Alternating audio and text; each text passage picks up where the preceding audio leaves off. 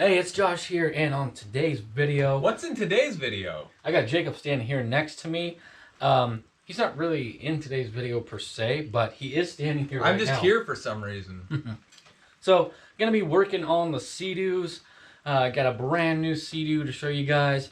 It is an X4, so that's pretty exciting. Whoa! We were talking about that. Also, me and Jason are going to do some work on the Seadoo HX. That turns into a whole big thing with the little 720 motor in that. And also, give you a little sneak peek at the JETBOAT and what we're doing with that. Man, I can't wait to get a load of this. Hey, it's Josh here, and also I got Jason with me as Jason well. Here. And I got Josh with me as well. Okay, I don't know if he's making fun of me or what, but he has showed up with a Seadoo XP. Now, I'm not exactly sure who's really taking the lead on this particular video, so it might be a bit of an awkward position for us all to be. I like that. I like that. Jason bought this. He yesterday he stole my truck, and today he brought it back with an XP, so I'm assuming that this is for me. Well, yeah, obviously. Now, basically, this has the 787 in it. So, a lot of people have been asking about 787s. And there you go, everybody.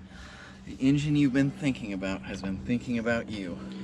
Now, I used to have a Seadoo with a 787 back in the day. It was not an XP, I had a GSX. Not that that really matters, but hey, a little bit of history for you. This particular ski, maybe Jason could explain it better since he is the guy who purchased it. So why don't you tell us what the deal is? Well, I got it from this nice guy named Kale, and he's a motorcycle guy, and he does like 4-stroke stuff. So it sounded like he was going through it and couldn't figure out what was up. It's not seized up. It seems like it probably has compression, but I didn't get to compression test it. Jumped the solenoid, and that didn't get it going, so I'm hoping it's a starter, but it could be something electronics. I haven't done this stuff on Seadoos before, so I'm sure it'll be a real fun runaround. Now, interestingly enough, the only ski I've ever had a starter go bad on was indeed my Seadoo GSX that had one of these 787s. You know, he didn't even say it's probably the starter, which is so weird. It points to maybe it was the starter. Exactly. If somebody's saying it's a starter, it never is. But you guys can see, are those the gray fuel lines in there? I believe it does have the gray lines. Classic gray lines. Those are the ones notorious for gumming up your carburetors because of ethanol fuel. Because when they came out, ethanol fuel wasn't really a thing, so they didn't even think about it. Then ethanol fuel came along and everybody started having problems. Oh, that's why. Yep. So it should have some good carbs in there too, huh? Yeah, it's definitely gonna need the carbs rebuilt, but hopefully it won't be too tough to get it going. Looks like it came with a brand new battery. That's correct. So that's a real surprise and win. Love it. And this has, let's see, looks like it does have the trim. So that's an electric trim, which I believe on these, there's like it looks like another electrical box. Yeah, it's right here. Oh, okay, yep. That's the trim. So, yeah, interesting. These are supposed to be really good. Now, like I've said this before, probably not on this video, but it's been a while since I've been into the Seadoos. Like, I was really into like the 90s Seadoos at one point, and I knew that the X4 hull was pretty much the coolest thing ever. And I believe, if I'm not mistaken, this is an X4 hull, and I believe I'm saying that properly. Well, like I said, though, it has been a while, so maybe it was like X94, you know what I mean? Like, I'm not like 100% sure. I could just type it into Google and I could figure it out in about 1 second, but I'm just not 100% sure of myself on that. Yeah, I didn't get it for the hull. I got it for the engine, so I don't know. I would like to run it in here, but I sure have a bad Seadoo engine already, so who knows where this could go. I see. So it looks like it might end up being up to me to turn this XP into something amazing once Jason has harvested its soul. You know what Jacob suggested already? What? He was like, you can just put that 717 in this hole and sell it. Well, I mean, I suppose that is true. Basically, from what I understand, this 787 is going to end up into the Seadoo, whatever the heck his other one is. Well, what if the 155 needs to go in there? Well, it's up to you, really. It is. And also, I don't really know what else to say, but this is equipped with the sweet learning key, so that kind of sucks. What's the learning key? Does that mean it's like goes slow? Yeah, and it is possible that that was just the only one that the dealer had on hand when they programmed this key. And I don't remember these older Seadoos having a learning key, so I'm not really sure what to think about that. So X4. Seadoo XP with no DI installed because DI is bad. Yeah. Maybe we'll do the X4 versus the X2. Oh, that'd be great. It might actually be okay because it's an 800 Jacob's putting in the X2, and this is an 800. Right, exactly.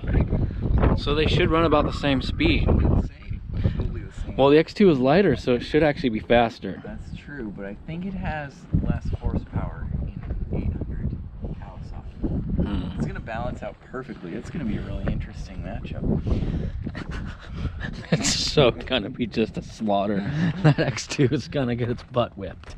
Unless this breaks down. Which is, you know, obviously very possible since it's a Seadoo. Because of the pump. You're saying the pump in here is gonna make all the difference. Yeah.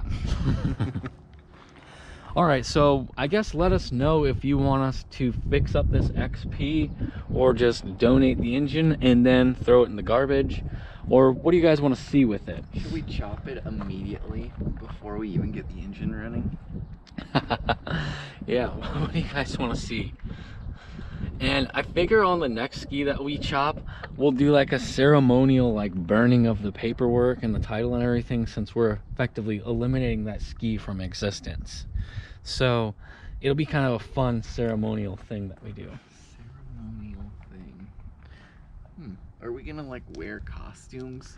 I don't know, I just thought it would be fun to like banish a ski from existence. We're gonna put on some wizarding robes. I don't know. Just thought it'd be fun, that's all. We'll sing the old hymns about jet skis one last time. And then scatter the ashes into the lake. And we'll let it know that its organs have been donated to a better place. You will live on through a better ski than you ever were. Exactly. But make sure to go to our store and get the Sea-Rat t-shirts, because these are on sale. Jason is wearing the brand new Sea-Rat t-shirt with invisible ink. Yeah. But if you get it wet, it shows up. Wouldn't that be sweet? We'd have to write it with urine on the shirt. That's right. Oh well, this has gone really weird. Okay. Too far. Just... Jason and myself, we're going to switch gears here a little bit and go over to working on the Seadoo HX with the 720 engine. I guess it's really a 717, but a lot of people call them the 720.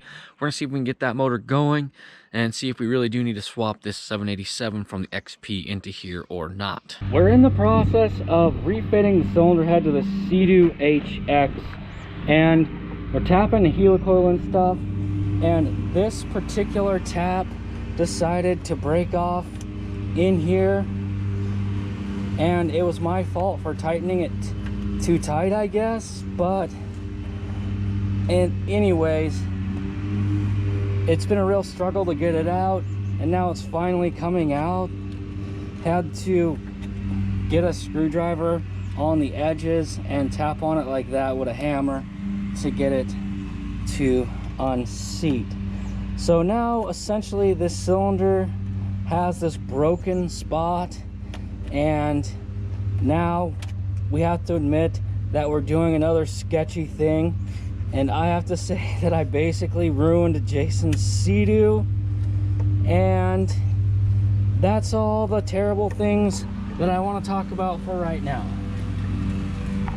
Josh doesn't want to talk about it because it sucks, but like we tried to weld it on there, a nut on there, and there was only aluminum for the welder, so of course it came off immediately, and there was like nothing poking out. Like we were trying to vice grip it and that wouldn't work.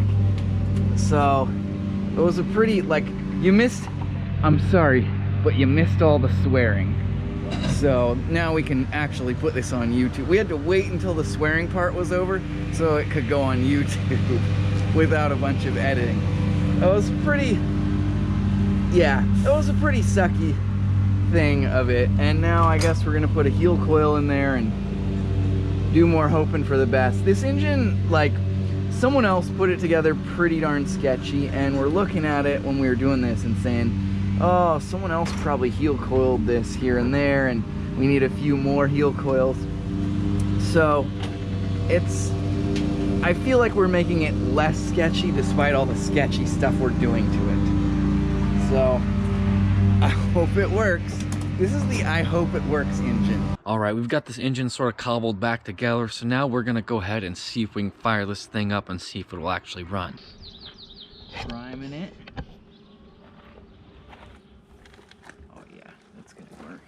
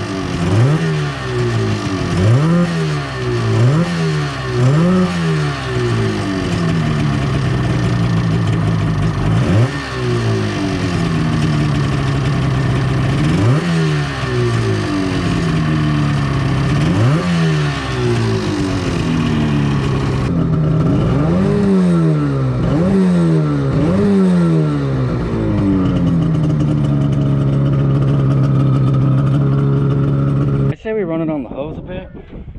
Alright. And see if we get any like water going in the cylinders, but God, after blowing the pig snot out, it seemed to okay-ish. You think it'll fire back up? Well, why don't you try?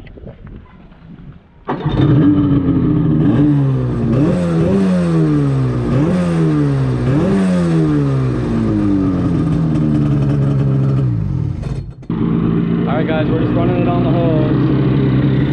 Just letting it run for a while.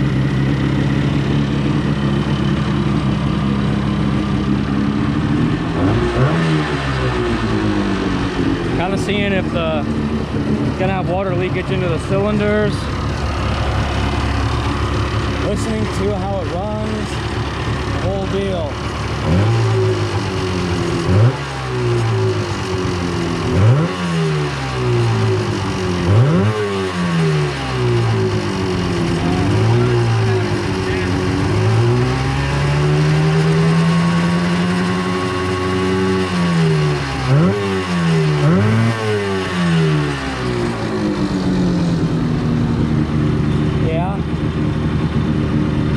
Remember, we have a ton of oil that went into the water passages.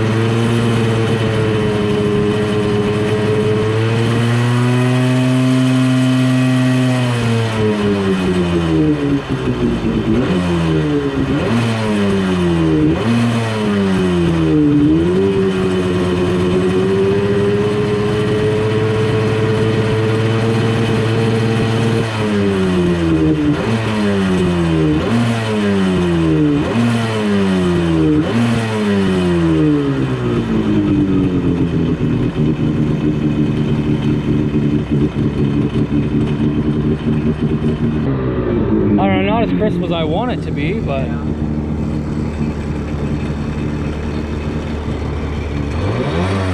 wonder if we can adjust the carb on it.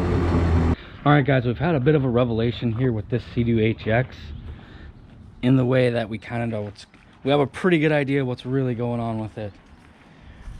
So we let it set, we were getting ready to adjust the carbs and tried to fire it up, turned over, sounded terrible. Pull the spark plugs out. Jason, go ahead and hit the starter button for me. But I just cleaned it up. And that is oil spraying out of the rear cylinder. So that thing is getting oiled like just no tomorrow. So clearly there's something going on with the oiling system, and it's just pouring oil into that cylinder. So we're working on basically an oil injection block off. Instead of waiting for a kit to show up and removing the oil pump, we have put the two oil feed lines together so that basically we don't have an air leak there. And then we put the two oil pump lines together, putting a little T-fitting on it. Gonna run a line to probably here or something, so the oil just kind of feeds around to itself, because we don't want the injection pump seizing because it's running dry. So there still kind of needs to be oil working through that. So we're, you know, it'll still be on there, but I won't be putting any oil into the cylinders, so that we can switch over to premix on this thing, so we just can forget about this stupid over oiling junk and get it back out on the water. Just trying to give you guys an idea of how much oil was in this rear cylinder. I've been just cranking it over with a rag over it, and look at that, just spewing. It's just spewing out of there. Really hoping that somehow it's not like the oil pump is leaking in a way that is just flooding it. But I guess we'll find out pretty quick here when we try to run it. Firing it up with the one spark plug removed is literally making it rain oil. And like it's in the sky, like covering, just like it's like drizzling, and it's like fog of oil in the air. Down. Just look at it spewing out.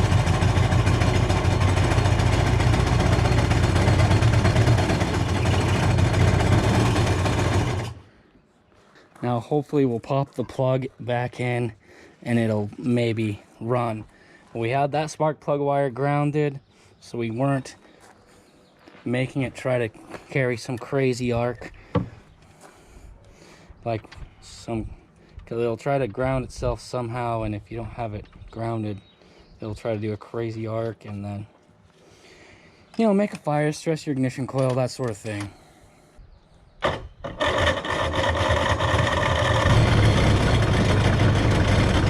Just hold it wide, dude. What? Hold it wide open. Or not. You know, like whatever works, but... Okay.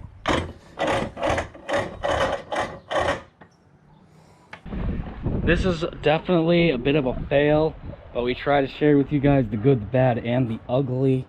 No point in pretending like things go perfectly all the time. It's pretty ugly right now.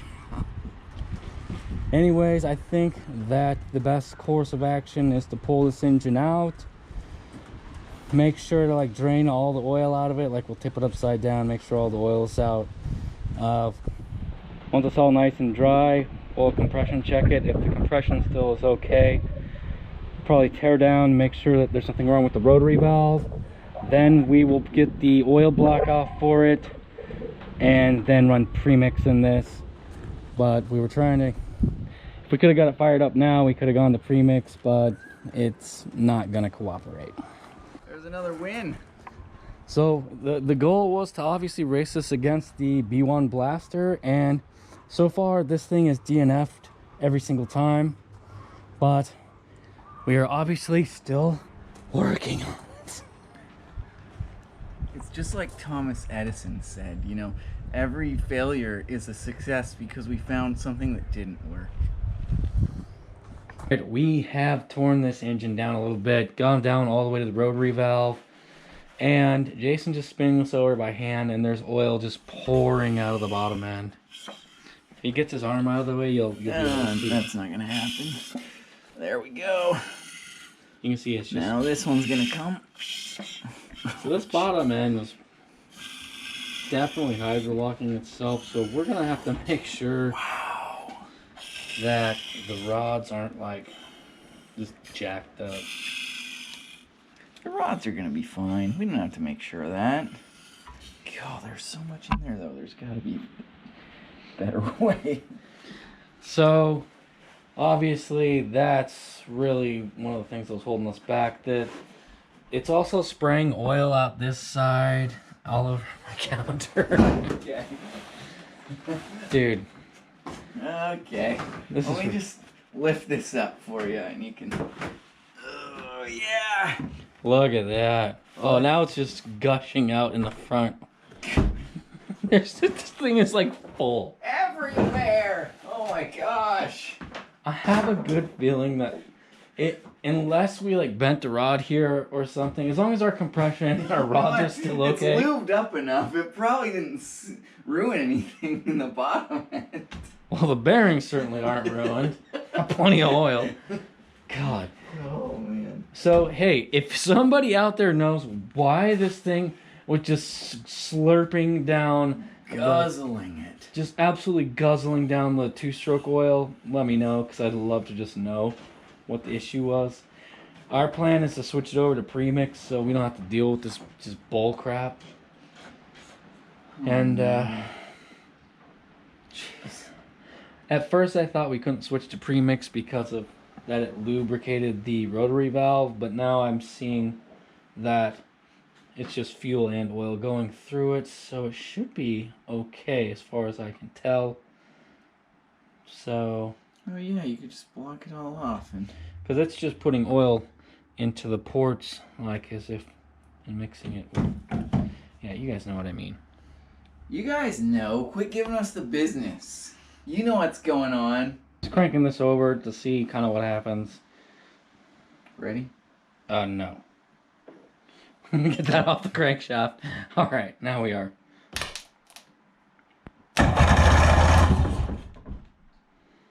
Thoughts?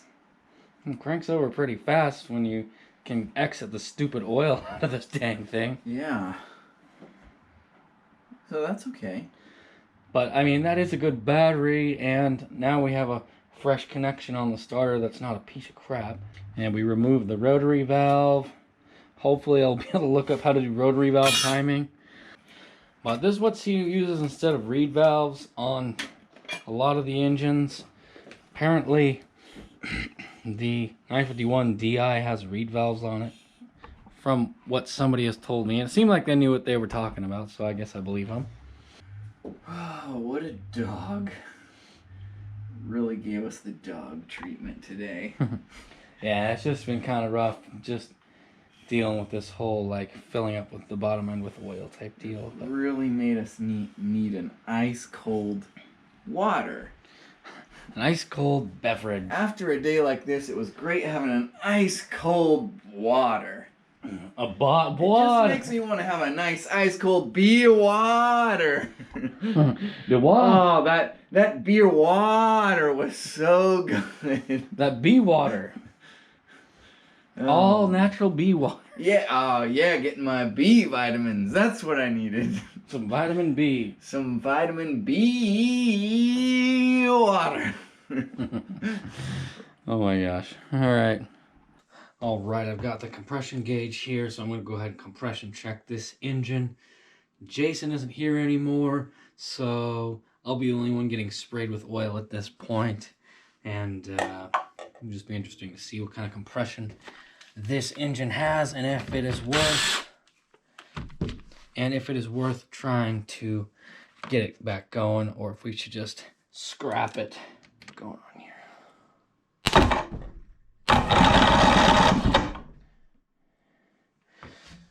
All right, 120 on that one. Oh, this is a mess. Messy compression test. All right, here we go again. Spraying sparks and oil all over the place.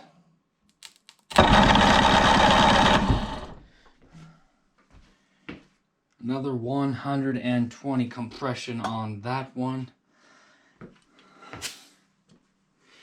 It's certainly within the realm of runnability, and whether that number should be higher or not, I suppose it should probably be higher, but at the same time, it's the whole like, how well is the gauge, or how good is the gauge, how fast is the engine cranking over, how good's the battery, all that stuff comes into play. That's just, they're both exactly the same compression, so I guess that in itself is a good thing, and we're just gonna have to go ahead and see if we can get this dang motor running.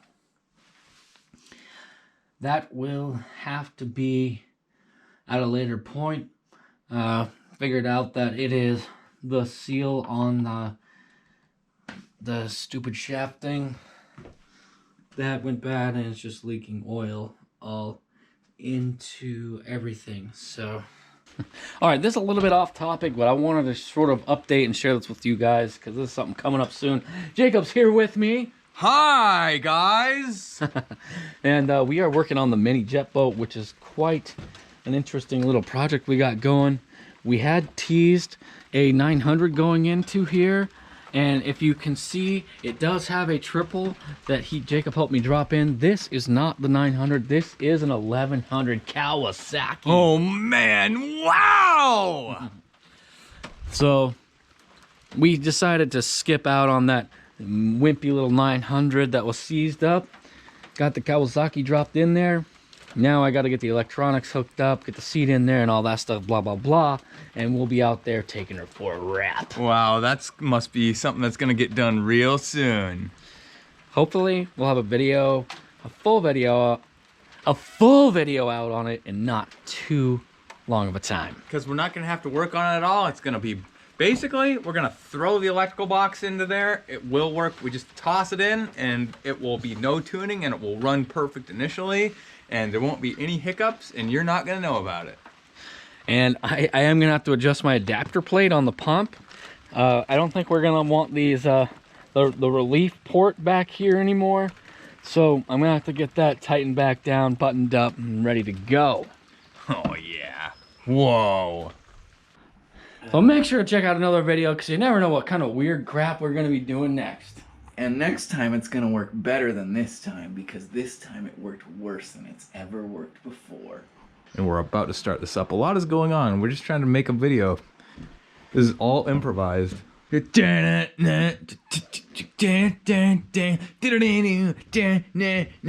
Just like marionette.